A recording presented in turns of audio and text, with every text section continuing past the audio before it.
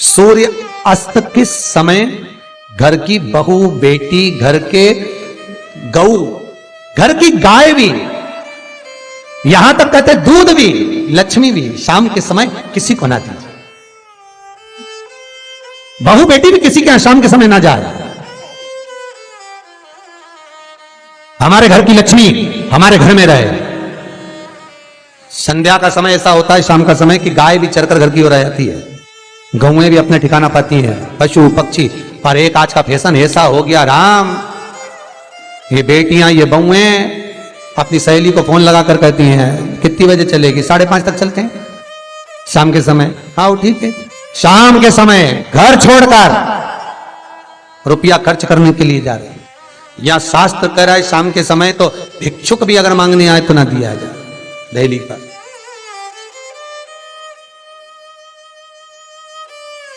घर की लक्ष्मी, घर की बेटियां, घर की बहुएं घर में स्थिर हो, घर में स्थिर। चौखट पर भूल कर भी बैठ जाते हैं, उनके शरीर में बीमारी बनी रहती है। चाहे वो 50 डॉक्टर बदल लें, चाहे वो 50 जगह पर जाकर दिखा लें, चाहे कितनी भी आभूषण मोती रतन माणिक बदल बदल कर पहन लें, तो भी उसके शरीर में कष्ट रहेगा ही। जिस व्यक्ति को बहुत ज्यादा बीमारी रहती हो, शरीर में बहुत कष्ट हो, टेबलेट खा खा कर जिंदगी निकल रही हो, बीमारी डॉक्टर का पीछा ही नहीं छूट रहा हो, तो शिव महापुराण, विष्णु पुराण और स्कंद पुराण में जो पुरुषोत्तम कथाओं का वर्णन किया गया है, एक आटे का दिया, उसमें 4 बत्ती, आटे के दिए में 4 बत्ती रखें, तिल्ली का तेल डाल लें, थोड़ा सा उसमें सरसों का तेल डालें। महाराज घर के बाहर, अर्थात घर के अंदर के बाहर जो चौखट होती, चौखट से थोड़ा सा बाहर, बिल्कुल चौखट पे नहीं बैठना, थोड़ा सा बाहर, 9वीं तिथि के दिन शाम के 6 से 6:30 के बीच में 21 बार जो व्यक्ति बीमार रहता है उसके सिर से नीचे की ओर श्री नरसिंह भगवान का स्मरण कर कर, जिस अधिक मास में जिस तिथि को उतारा कर रहे हो उस तिथि का नाम लेकर, उस अश्विन अधिक मास का नाम लेकर, जो व्यक्ति का उतारा कर रहे हो उसका नाम और गोत्र लेकर 21 बार जो उतार कर उस दिए को घर के ही चौखट पर रख देता है, उस व्यक्ति की बीमारी छूट जाती है महाराज। वो रोगीला नहीं रहता, रोग से ग्रस्त नहीं रहता, दवाई गोली उसकी छूटती है। कभी ये डॉक्टर को दिखा लो, कभी वो डॉक्टर को दिखा लो, कभी यहां दिखाओ, कभी वहां दिखाओ, उससे छुटकारा मिलता है। 9वीं तिथि चाहे शुक्ल पक्ष की हो चाहे कृष्ण पक्ष की हो, दसवीं की रात्रि के 12 बजे या 10वीं की रात्रि के 12 बजे घी का दिया हथेली में रखकर दरवाजे के बाहर उस दिए को हथेली में रखकर चंद्र का दर्शन रात्रि के 12 बजे दिए की लो में चंद्र का दर्शन करते हैं, उससे ज्योत प्रबल होती है महाराज।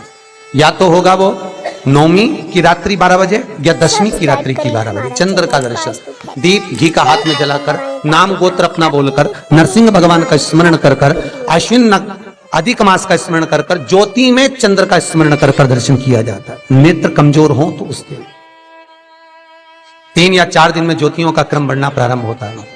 वैसे तो 15 दिन का लिखा है, पर शिव महापुराण कहती है 3-4 दिन का क्रम बहुत बढ़ता जाता है। प्रबलता की हिंदू धर्म में शास्त्र प्रमाणित कहता है महाराज, तुलसी का दल, बेलपत्र, दुर्वा, शमी का पत्र अगर नख से तोड़ दिया जाए तो भगवान को समर्पित नहीं हो। शिव महापुराण तो यहां तक कहती है कि कोई से भी महीने में, कोई सी भी घड़ी में, कोई से भी पल में अगर आपने नख से कोई सामग्री तोड़कर भगवान को समर्पित करी है, भगवान उसको स्वीकार नहीं करता, स्वीकार नहीं करेगा। कईयों की आदत रहती है तुलसी का दल भी तोड़ेंगे तो नख से तोड़ देंगे, डंडी नख से तोड़ देंगे, बेलपत्री की डंडी नख से तोड़ देंगे, नहीं स्वीकार।